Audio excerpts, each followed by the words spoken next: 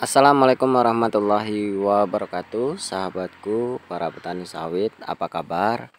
Semoga kalian selalu dalam keadaan sehat walafiat, amin.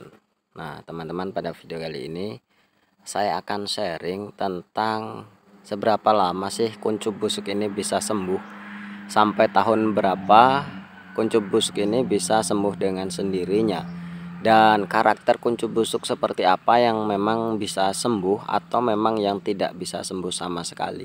Nah, teman-teman, seperti biasa saya disclaimer, apa yang saya sampaikan di sini hanyalah merupakan pengalaman pribadi saya yang saya amati di kebun saya dan saya sharingkan kepada teman-teman. Semoga sharing pengalaman saya ini bisa menjadi bermanfaat bagi kita sesama petani sawit.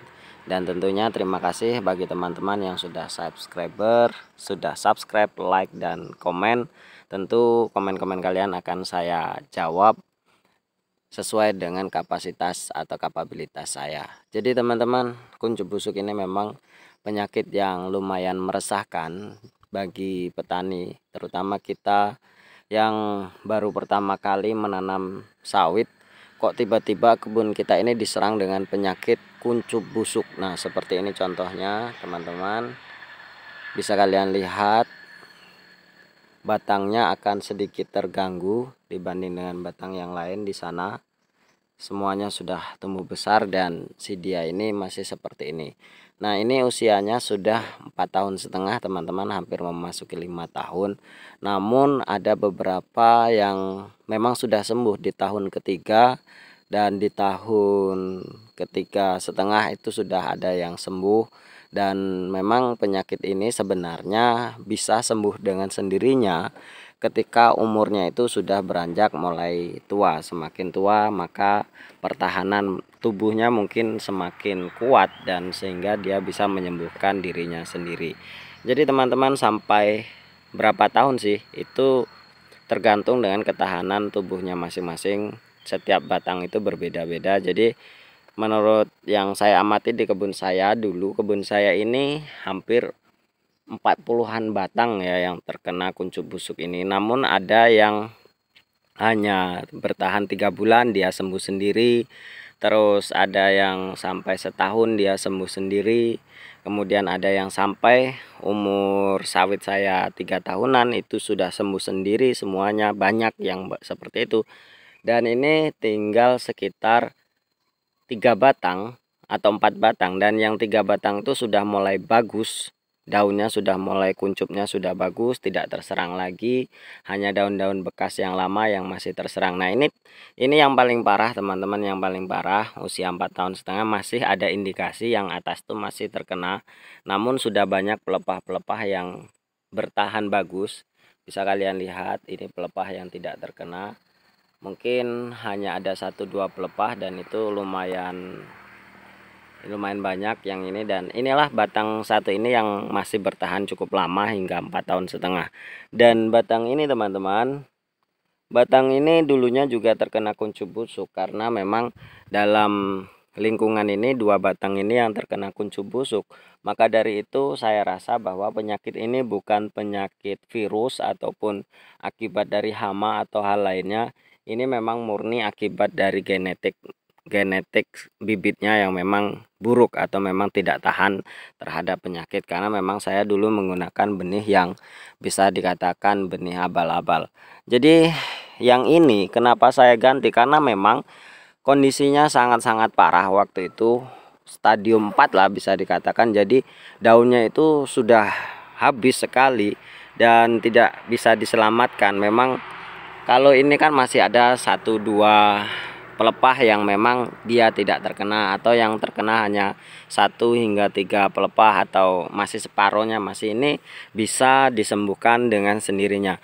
Nah, untuk terapi, apakah saya tidak melakukan terapi? Awalnya saya lakukan terapi, teman-teman. Sudah beberapa produk atau beberapa cara saya lakukan untuk menerapi batang ini, batang-batang yang terkena kuncup busuk ini. Dari mulai saya menggunakan puradan, menggunakan decis, menggunakan fungisida, terus menggunakan garam. Saya juga pernah, katanya harus ditaburkan di garam, sudah pernah.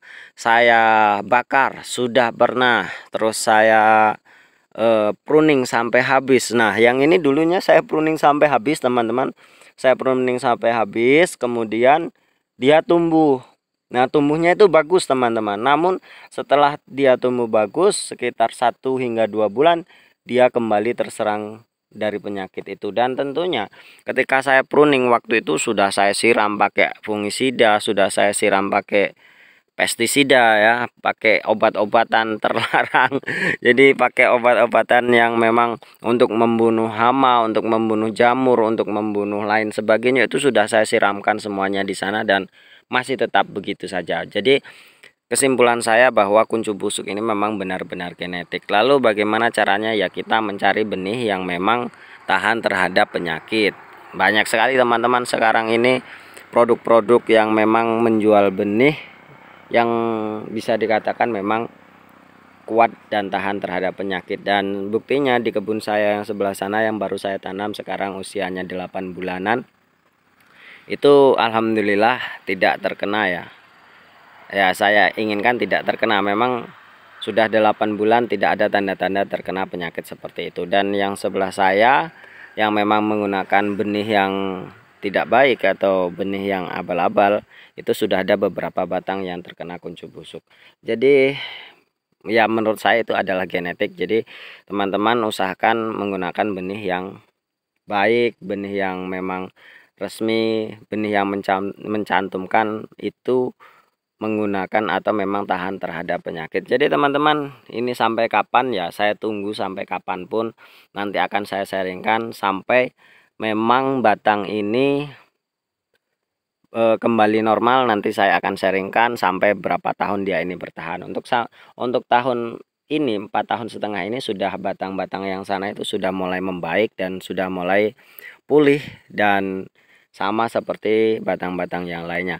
Lalu apakah pertumbuhan dan perkembangan buahnya ini akan baik, teman-teman? Tentunya saya lihat ketika memang masih terkena kuncu busuk ini, buahnya memang kurang baik. Ada yang ikut busuk buahnya, terus ada yang banyak tumbuh bunga jantan, terus ada apa namanya itu, memang buahnya kecil dan lain sebagainya. Namun setelah dia ini sembuh total, buahnya itu kembali normal.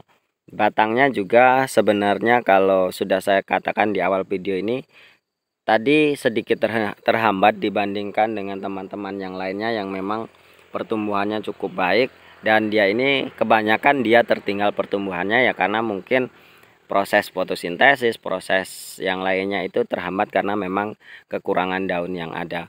Jadi teman-teman, intinya jangan hentikan pemupukan ketika memang terserang penyakit seperti ini.